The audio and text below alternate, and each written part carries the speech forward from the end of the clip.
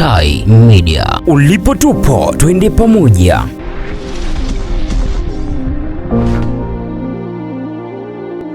Kanisa la TAG Sayuni Revival lililopo Isanga jijini Mbeya limeungana na Wakristo kote ulimwenguni kusherehekea sikukuu ya Pasaka.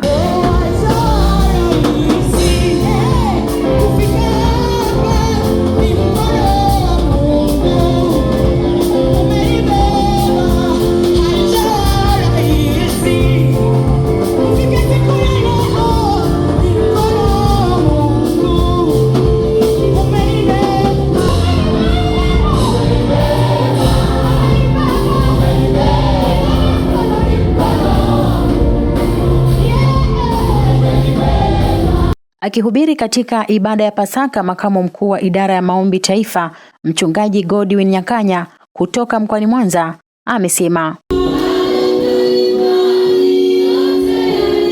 anaposema yalikwisha, maana yake magonjwa yalichukuliwa pale kwa kupigwa kwake. Isaya 53 kuanzia mstari wa kwanza mpaka wa 5, kwa kupigwa kwake sisi tumepona. Sema amina. Sasa ugonjwa unatoka wapi? Kansa inatoka wapi? Ukimwi unatoka wapi kwa watu wa Mungu? Zaburi ya 103 mstari wa 3 anasema, akusamehe maovu yako yote, akusamehe makosa yako yote, akuponya magonjwa yako yote. Yesu alipoenda msalabani, mimi nimesamehewa dhambi na kumkiri tu. Ndio maana nasema, kwa maana jinsi Mungu aliupenda ulimwengu hata akamtoa mwanao wa pekee, ili kila mtu amwaminie asifanye nini? Asipotee. Kwa tunasherehekea ukombozi. Tunapochinja, tunapokula chakula, tunashangilia ukombozi. Sasa haiwezekani sisi tunashangilia kumbe wewe una mchepuko. Sisi tunashangilia kumbe wewe ni mchawi. Sisi tunashangilia kumbe wewe una mke wa pili. Tunashangilia kumbe wewe mrefu. Nitikisie jirani yako, mwambie, vipi wewe? Bado unachepuka nini?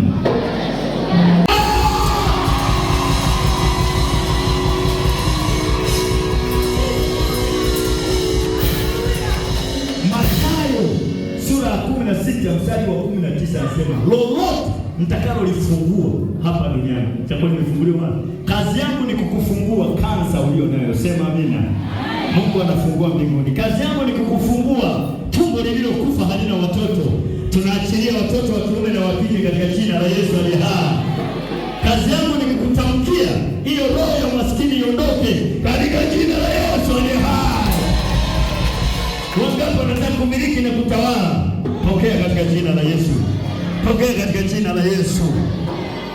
Wale watu walienda kumtafuta aliye hai katika wafu. Ule mstari wa 5 Luka anauliza, kwa nini mnamtafuta mtu aliye hai katika wafu? Yesu Kristo anasema, ukimwamini ujapokufa utaishi tena. Wakati anaenda kumfufua Lazaro, yule dada Martha anasema, najua atafufuka siku ya mwisho. Yesu anasema hivi, leo atafufuka. Mwambie ndani yako, leo utapokea uponyaji. Katika ibada hiyo kulishuhudiwa watoto wakitamka mistari ya Biblia ambayo inawasaidia kukua kiroho.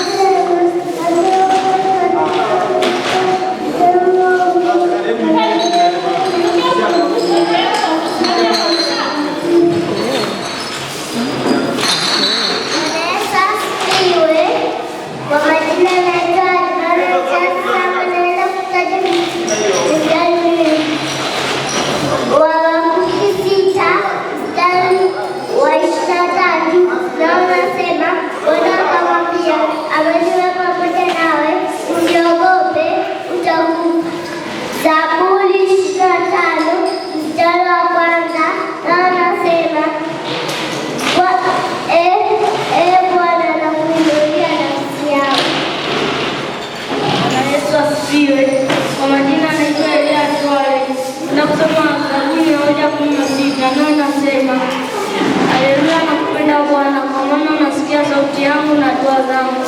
Mstari wa pili, kwa maana ananitegea sikio lake nami nitavunja siku zote. Mstari wa tatu, kama za mauti zilizovuma na shida za kuzimu zilipata na niona taabu na huzuni. Neno kusoma Zaburi 50 mstari wa kwanza na nasema, tazama mkono wa Bwana uweza kufungua, hata uweza kuokoa hata sijafika kazi.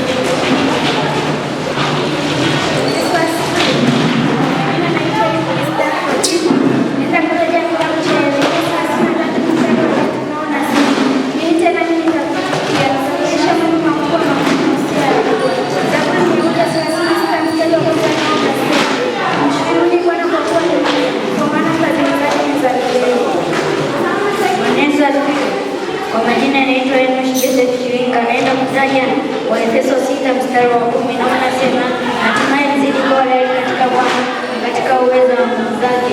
Mstari wa 11 na unasema, vaeni silaha zote za Mungu ili mpate kuzipinga hila za Shetani. Yesu asifiwe. Kwa majina yanaitwa Kazaliwa, naenda kutaja Methali mstari wa kwanza na unasema,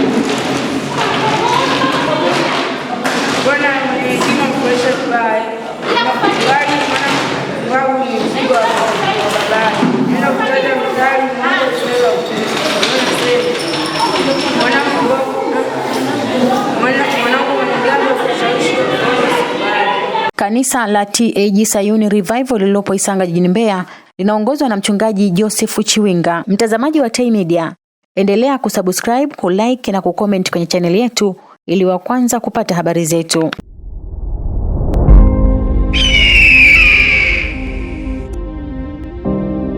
Ulipo tupo, twende pamoja.